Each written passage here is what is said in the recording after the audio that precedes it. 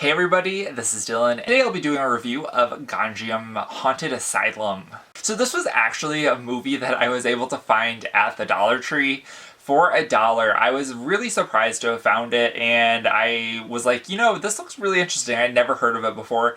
And upon doing some further investigating, it's like the third most popular horror film in South Korea. It is a South Korean film, so there are subtitles, which I know a lot of people in the United States definitely don't like doing, but I think that this movie is probably worth it to watch with a subtitle. So let's get into what this movie is about. So we have this YouTube show called Horror Times, and they are basically they do investigations and stuff, and so they decided that they're going to do an investigation of the Gonjiam Asylum, which is a real place. Seems like they hire a crew to come and actually do an investigation of this place.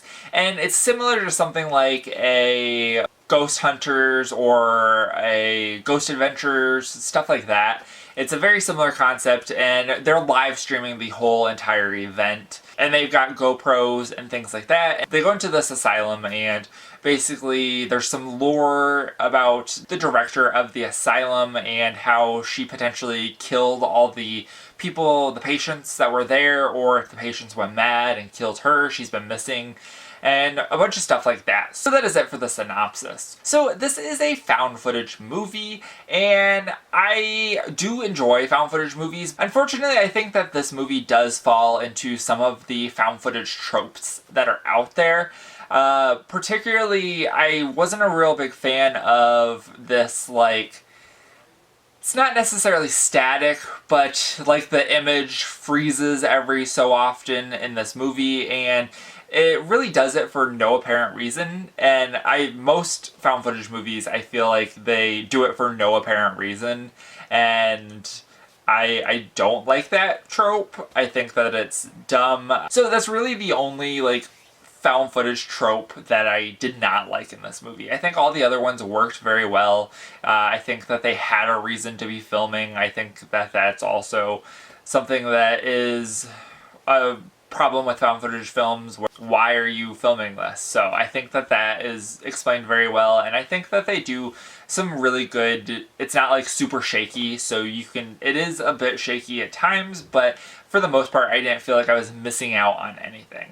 And this is a YouTube show. This is the Horror Times, and I did enjoy the YouTube aspect of this. And from everything that I know about YouTube, I did enjoy that kind of YouTube feel, and I think that they encapsulated it really well, actually. Going to the acting, I thought that the acting in this was really good.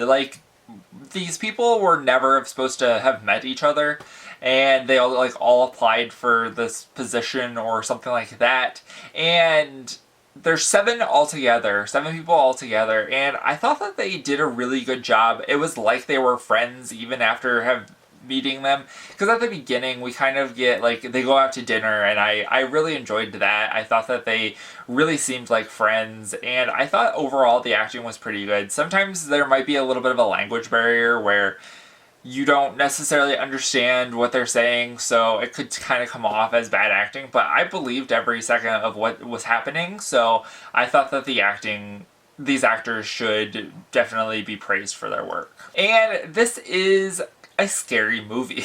I wasn't personally scared, but there were a couple moments that were pretty tense and were pretty creepy, and I believe that it's probably because this is actually based off of a true place, and I am not 100% sure whether or not they actually filmed in the asylum or not. It seems kind of weird. I was reading a story where the people who owned the asylum were trying to get this movie not to be played in theaters, an injunction, because they thought that it would hurt the potential to sell this place.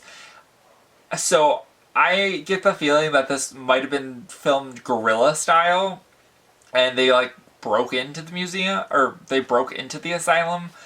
I don't know how true that is, but I was like, you know, maybe. But that is it for this video. I hope you guys enjoyed. Let me know in the comments down below if you've seen Gonjiam Haunted Asylum and whether or not you liked it or you didn't like it and why. And remember, if you're not already subscribed and you'd like to be, please hit that subscribe button down below and give this video a like if you liked it. Thank you guys for watching and have a great day. Bye.